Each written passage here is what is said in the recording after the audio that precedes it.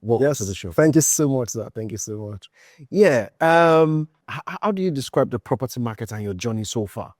You start from, I know you've been to Ibadan, you've been to Abuja. Yeah. Have you been to Bahamas? No, not yet. Not yet. So Not let's start yet. right Ibadan there. So interestingly, so I say that I have three sides to this journey. Okay. Because first, I was born in Lagos, I grew up in Lagos. Okay. To an extent, I understand the property market in Lagos, right? Moved to Ibadan. Okay. You know, so sometimes when you are the very reserved person, you don't want the hustle bustle life. Exactly. So for me, Ibadan was the place, right, where I can build from there and just do some very interesting stuff, right? And I also have the Abuja market experience because I moved into Abuja, I've done a few things there, and you find that you all have their own differences, right? But specifically talking about Ibadan is a very interesting market, and that's the truth. And one of the things you find out is that, particularly right now, right, they say that there are three kinds of people in the world. Okay. People that make things happen, right? People that watch things happen, Yeah. and people that don't even know that anything is happening at all, right? An interesting thing about the Ibadan market is stuff are happening, things are happening, but a lot of people don't even know. So there's just that 1% of people that are making things happen, 50% in people that are watching things happen. So they are speculators, they're just observing. And then there's the 80% people that don't even know what's happening at all. Wow. So the question is, where exactly are you? Or where exactly am I in that whole space, right? And I think, for me as an entrepreneur in real estate, Okay. so I started thinking to myself, where exactly do I want to be? Do I want to be part of the speculators? Okay. Do I want to be the one that don't even know anything about the space? Or I want to be the one that make things happen? Okay. Should be told, it's extremely difficult to be in that space where you want to make things happen because you have to deal with a lot of things. You have to deal with government, you have to deal with, it's almost like you're saying that you want to take the bull by the horn. Okay. It takes a lot of effort. It takes a lot of courage. It takes a lot of grit to take the bull by the horn, right? And for us, that's what we've done. Okay, and just like you rightly, and way back, like taking Ibadan is evolving, and that's something that we should know. The Ibadan market is evolving. It's right now in Ibadan.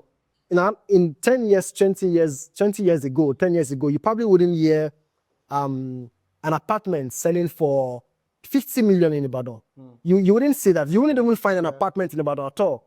But today, there are lots of apartments that are being sold, right? If you tell anybody 10 years ago that you want to sell an apartment, they will ask you, what do you want to sell? Yeah. How can you want to sell an apartment in Ibadan, right? But today, the game is different. And he asks several questions. Okay. What exactly is happening in the Ibadan space? And that's why I take it back to that conversation around who are the ones making things happen. So that's where you want to be, And then for us, yes, we've done a couple of things, right? And I remember there's a point where, just taking it backwards, there's a point where we're selling lands for as low as 1 million per acre. Yeah. Right, 1 million per acre, way back, But today, in that same space, you struggle to find that same land for 5 million per plot. Wow. So the question is, what's happened? And I think that people that watch things happen, they also knew when it was selling as 1 million per acre. Yeah. And they keep looking, what exactly is happening in Ibadan? And funny thing is, they've never decided to take a step or an action. This thing is going, let me be a part of it. And that's the interesting thing, right? And so, one fact is the Ibadan market is evolving, and what you want to do is you want to take a stake, right, of the market. Beautiful. First sale where you started, and your most recent sale. What's the difference? What connects the two, or what do you say must be constant in a sales conversation? For any sales conversation, what's constant is just keep selling. Okay. That's one thing. Of course, while you're selling, you become better.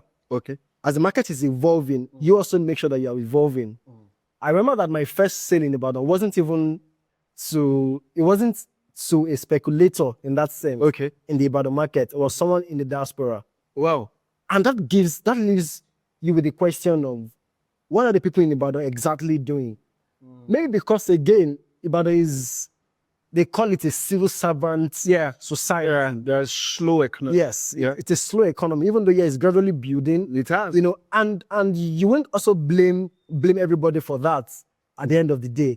You know, the first sale I made was from someone in the diaspora, saw an opportunity, and he understood the market that, oh, if this product is selling at this amount, and it has these XYZ infrastructures coming up, right? It means there's a future there. Yeah. So the person, I remember the person buying a 3 acre of land at 1 million per acre each. Now, that project the person bought then, he sold at about 2 million per plot now. Wow. Do you see? Wow. And so, but right now, so for the salesperson, the goal is keep changing, keep evolving. Don't think that what got you a result then would give you a result now. Now you open. Are you saying you're saying keep evolving? Yeah. You are saying keep selling? Yeah. But you're also saying what got you result then get you result now. Yes. How do you manage all of that? I'm putting that in the context of you're selling a 3 million naira per acre land then, and now you're selling probably a 500 million naira property now. Yeah. How do you put those three things that you just talked about together? Evolving, keep selling. Yes. What got you result then is not what's getting you result now. How do you put it together? You know, someone said that the only constant thing is change. Okay. Right. The only constant thing is change. So both for the investor, for the speculator, for the regulator, for the guys at the end that are selling, everybody has to evolve. Okay. Right. And if you don't evolve, you find out that you are lagging behind. Yeah. Okay. Now, for the guys that are selling, or for the salesperson, what gets you a result, or what got you a result then can't get you a result now, because they're selling a product of 3 million naira, 1 million naira per acre rather. Yeah. Then, but now you want to evolve into, or you've evolved into selling a product of 500 million per unit. Right? Your target audience first will change. Okay. Or has definitely changed. Sure. Right? And for you to have sold to the 500 million naira client, what it means is that your copy, there's something they call sales copy. Yeah. Your copy has to be different. You cannot use the sales copy you use for the guy that you sold at 3 million naira, 1 million naira, to close the one of 500 million naira. But people think that with the same copy you have, so you find someone saying, come and buy a land, you know, and they don't even know anything about the land. Okay? You meet realtors, and that's the interesting thing about even a market like Ibadan. You meet a realtor, a realtor is meeting you for the first time. He says, come and buy a land. So he gives you a flyer, but she doesn't even know anything about the product he or she is selling, right? But the guy that wants to sell a 500 million naira product knows that I cannot also take that approach to close that deal. You're saying the sales process is very important, that you know everything Absolutely. in the property. Yeah. But there's another school of thought that says that your impression, or your impression, your presence, can close the sale faster than the information about the product. How? Yeah. How? Yeah. Because I know you're also of the school. You're from both school of thought. How does it work? Because the average realtor sells today and hopes to sell tomorrow. But when tomorrow comes, he hopes again to sell. and it doesn't always work. So what works? So I'm going to mention something you've just spoken about, impression. Yeah. First is that impression, they say, is everything. Right? And again, the guy that wants to sell a 500 million naira product has to have a different impression from the guy that wants to sell a 1 million naira product. Sure. You know? And you find a lot of realtors in Ibadan make that mistake. Right? And that's why we don't close. That's why they don't close. Because you want to sell a property that is 500 million naira. Yeah. But the impression you have, not just even from your appearance, even first, where you go to even meet, you can't close a 500 million naira deal on the road, right? Or in a park. Yeah. Right? So all of those things, they determine your impression.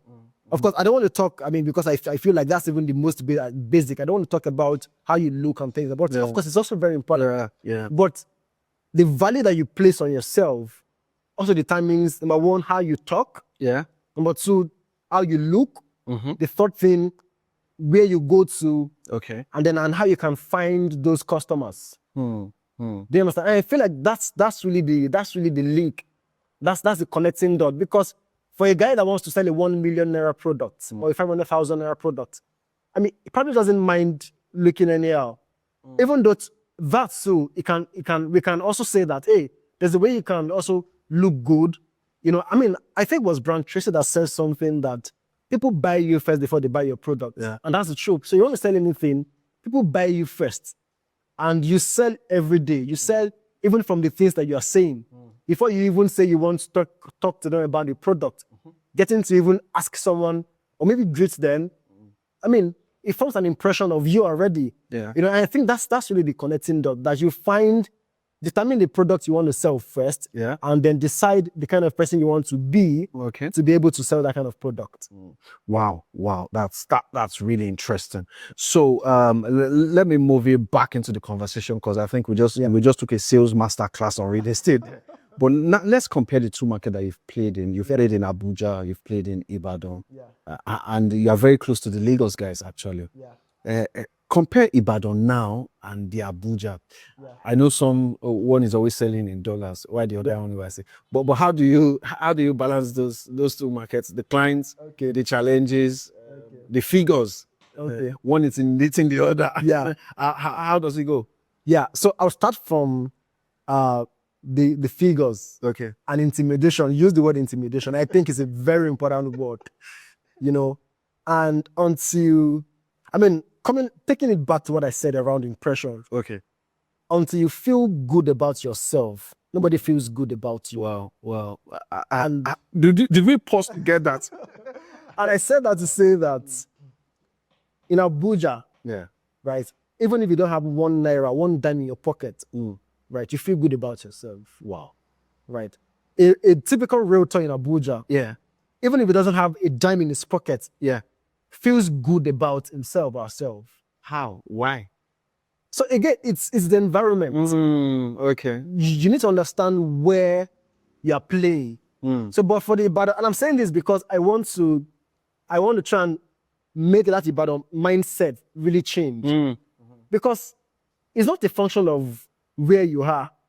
First is that you as a person, how do you see yourself? And that pulls me to the point where if you see yourself as someone that is valuable, someone that can sell a 500 million naira project, it's easy for you to sell. Even in a place like Ibadan. I mean, there are projects selling at 500 million comfortably in Ibadan. But you find that in the Ibadan market, even to call 500 million naira, it's almost like it's unheard of in Ibadan. How can you call 500 million naira? People are afraid to call that kind of figure. But in Abuja, I mean, but in a place like Abuja, these are figures they play with. Yes, exactly. I've seen realtors in Abuja that they've not closed in 2 years. Wow. But they keep talking big. I mean, I'm sure you've seen briefs in Abuja that they're in billions. Yes.